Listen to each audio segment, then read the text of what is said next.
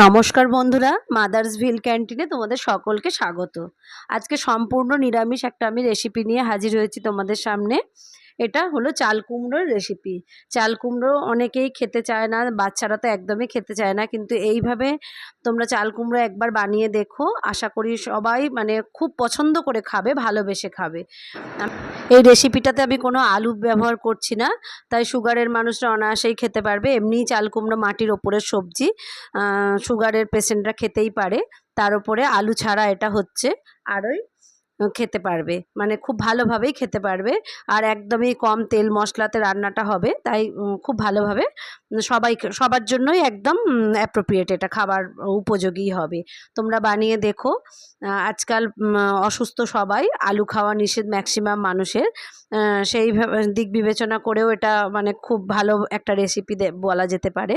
তা আমি চাল কুমড়োগুলো এরকমভাবে প্রথমে চিরি চিরি করে পিস করে নিলাম, নিয়ে সাজিয়ে নিতে সুবিধা হবে এইভাবে ধরে সাজিয়ে নিলাম। নিয়ে এরপরে তোমরা এইভাবে যদি ধরে নাও তাহলে তোমাদের কাটতে খুব সুবিধা হবে দেখবে। তারপরে একদম চিরি চিরি করে কাটা হয়ে যাবে। যারা জানো তারা তো অবশ্যই মানে জানবে এইভাবে কাটলে সুবিধা হয়, আর যারা নতুন তাদের জন্য আমি এই টিপসটা দিলাম, তাদের কাজে লাগবে। আর দেখো তোমরা এইভাবে কেটে দেখো, খুব আশা করি ভালোভাবে কাটতে পারবে। আর বটিটা যদি একটু ধার থাকে তো কথাই নেই, খুবই সুন্দর কাটা হয়ে যায়। তোমরা এইভাবে বানিয়ে দেখো বন্ধুরা। আর আমার চ্যানেলটা একটু সাবস্ক্রাইব করে দিও, একটু লাইক কমেন্ট করো। দেখো আমি মুগ ডাল নিলাম, সামান্য মুগ ডাল, খুব বেশি না। কাঁচা লঙ্কা চিড়ে নিলাম, আর নিলাম চাল কুমড়োটা। এবার সামান্য তেলটার পরিমাণ তোমরা তোমাদের মতো দেবে, আমি যেটুকু দিলাম তার থেকে তোমরা কমও দিতে পারো। তার কোনো মানে এটা তেল ছাড়া একদমই রান্নাটা হতে পারে, এমন নয় যে তেল লাগবেই।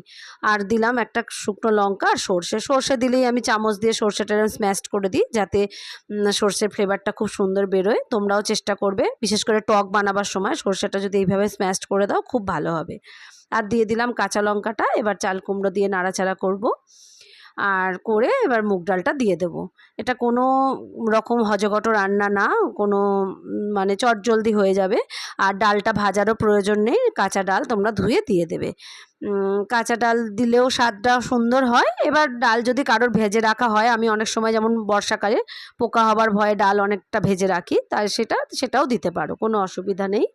এইভাবে নেড়ে চেড়ে এবার হলুদ আর লবণটা দেওয়ার পরেই কাজ শেষ, অর্ধেক রান্না কমপ্লিট। তোমরা জল দেবে, দিয়ে চাপা দিয়ে দেবে।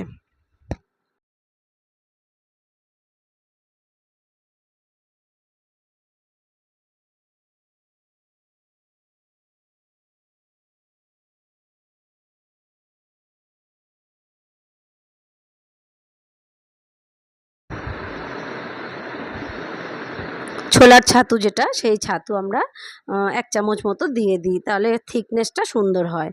যাই হোক বন্ধুরা, তোমরা দেখো কখন দিলাম সেই জিনিসটা, সেটাও দেখো। এই যে জল দিয়ে চাপা দিয়ে দিলাম, এবার চাপা খুলে মিনিট ১০ চাপা থাকলো। ডালটা সেদ্ধ হওয়া, ডালটা আরেকটু সিদ্ধ হতে বাকি আছে আমার, তাহলে আরেকটু জল দেওয়া যায়। তোমরা এতে একটু জল দিয়ে দেবে, গরম জল হলেও দেওয়া যায়, কিন্তু গরম জল না, আমি এখানে ঠান্ডা জলই ইউজ করলাম। আমি বুঝতে পারিনি যে জল লাগবে, তাহলে আমি জলটা গরম বসিয়ে দিতাম আগে। আমি সবসময় তরকারিতে গরম জল দেওয়াটাই পছন্দ করি। তবে এক্ষেত্রে স্বাদটা, সেই চাল কুমড়োর স্বাদ তো সেইভাবে আলাদা কিছু হবে বলে মনে হয় না। যাই হোক বন্ধুরা, আমি তো দিলাম, তোমরা পারলে গরম জলই দিও। ডালটা সিদ্ধ হলো না, আরেকটু লাগবে। এবার দিলাম আমি ১ চামচ মতো ছাতু। এই ছাতুটা দিলে সুন্দর একটা বেশ ঘনত্বটা ভালো হয়। এমনি চাল কুমড়োতে তো আর আলাদা মশলা পড়লো না, জিরে ধনে পড়লে যেরকম একটা গ্রেভি হয় সেরকম তো এতে হবে না, তাই আমি ছাতুটা দিলাম। আর দিলাম ১.৫ চামচ মতো চিনি। মিষ্টিটা এখানে চিনি আমি ইউজ করলাম। তা মিষ্টিটা বুঝে দেবে তোমরা, একটু মিষ্টি মিষ্টি হলেই খেতে ভালো হয়। আর লবণ আর মিষ্টিটা তোমরা সেটা পরিমাণ বুঝেই দেবে। আর দেখো বন্ধুরা কীরকম গাঢ় একটা ভাব এসে গেছে, ছাতু দেওয়ার সাথে সাথেই হয়ে যায়। এবার রান্না আমার প্রায় শেষ, নেড়ে চেড়ে আমি নামিয়ে নেব। সামান্য একটু লবণ লাগবে, তাই আমি দিলাম। মিষ্টি দেওয়ার পরে স্বাদটা তোমরা চেক করে দেখে নিও, কারণ মিষ্টি দিলেই বোঝা যায় লবণের স্বাদটা ঠিকঠাক হলো কি না। যাই হোক বন্ধুরা, দেখো এইভাবে নেড়ে চেড়ে নাড়াচাড়া দিলেই জিনিসটা অন্যরকম একটা থিকনেসটা এসে যাবে। তোমরা দেখলেই বুঝতে পারবে বন্ধুরা, ভালো লাগবে। নিরামিষের দিন খাবার অনেক কিছু থাকে, তোমরা এইভাবে চাল কুমড়ো ঘন্ট বানিয়ে খেও। লাউ হলেও এইভাবে লাউ বানিয়ে খেও, দেখো তোমাদের খুব ভালো লাগবে। দেখা হবে পরবর্তী কোনো ভিডিওয়। বন্ধুরা ভালো থেকো, সুস্থ থেকো। নমস্কার। আসছি নেক্সট ভিডিও নিয়ে।